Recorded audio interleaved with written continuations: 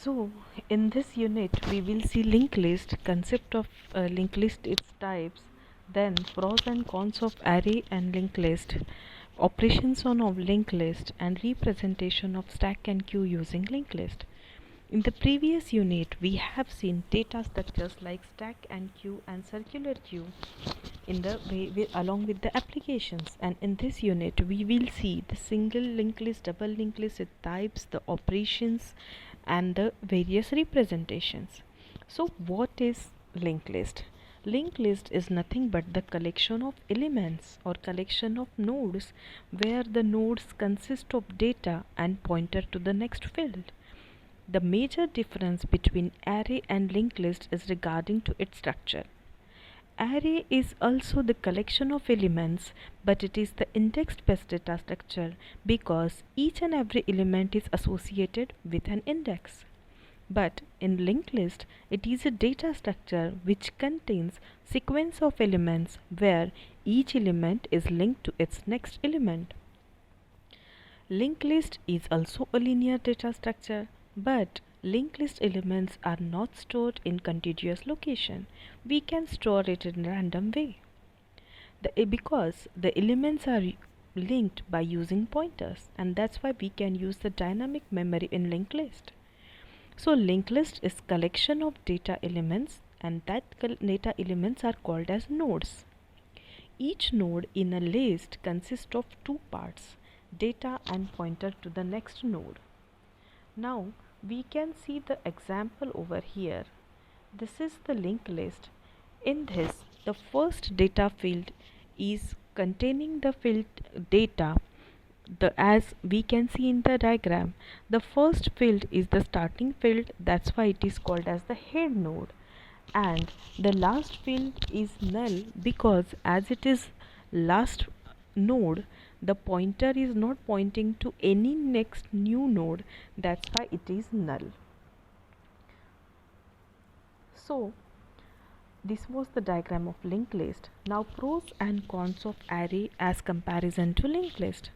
Arrays can be used to store the linear data types, but the limitation of array is size of array is fixed. So we should know the maximum number of elements that an array can have before its starting position, because we have to allocate the memory space to the maximum element that an array can have. Inserting a new element in an array is expensive because we have to create the memory space for the new one by removing the older one. So the advantages of linked list over the arrays are it is of dynamic size. The linked list is not of fixed size, and it is very easy to insert and delimit in the linked list because linked list is having the pointers. So it is not necessary to store them in the continuous memory locations. But the disadvantages of linked list over array are we cannot access the element randomly. We have to search the element in the sequential manner starting from the first node, and the extra memory space is required for storing the pointer. We have seen the diagram, each and every node is having the pointer node, so the extra memory space is required for that pointer. Now the comparison of array and linked list, we will see the comparison in terms of the features. So the first feature is organization. In array, the elements are stored in linear order and they are accessible with the index. In linked list, the elements are stored in linear order, but we can access them by the links.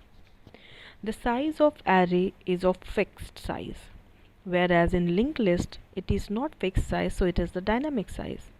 As array is having the fixed size, it is not that much flexible. But in linked list, it is more flexible than array because it is of the dynamic size. An array can be expanded beyond its size, but the critical procedure is there because we have to remove the previous contents for previous elements, and then only we can create the space for the new element. But as linked list is of the dynamic size, we can expand it unlimitedly. The random search is used in array. We can search the element by random manner, but in linked list we have to search the element by the sequential search. The array requires the contiguous memory location, that's why it supports the static memory.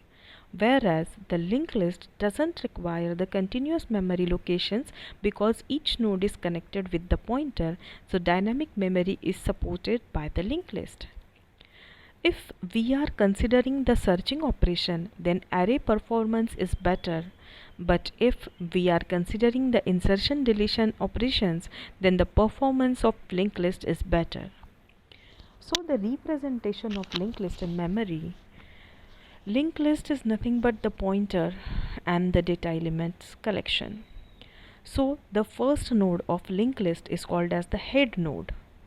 But if the linked list is empty, then the value of head node is null. So each node consists of two parts, that is data field and pointer field. Data field is responsible for holding the information and pointer field is responsible for holding the address of the next node as it is pointing to the next memory or next element. So in C, the node using structure and malloc function can be used to create the linked list.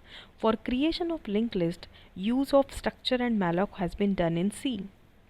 Now we can see the example over here where we have created the structure node and the elements of our structure are data, which is nothing but the element that will be stored over here, and the pointer for pointing to the next field, that is nothing but next. So this was the representation of linked list in memory. So today we have seen the linked list, the advantages, disadvantages of linked list, comparison of array and linked list, and the representation of linked list in memory. In next session we will see the operations on linked list. Thank you.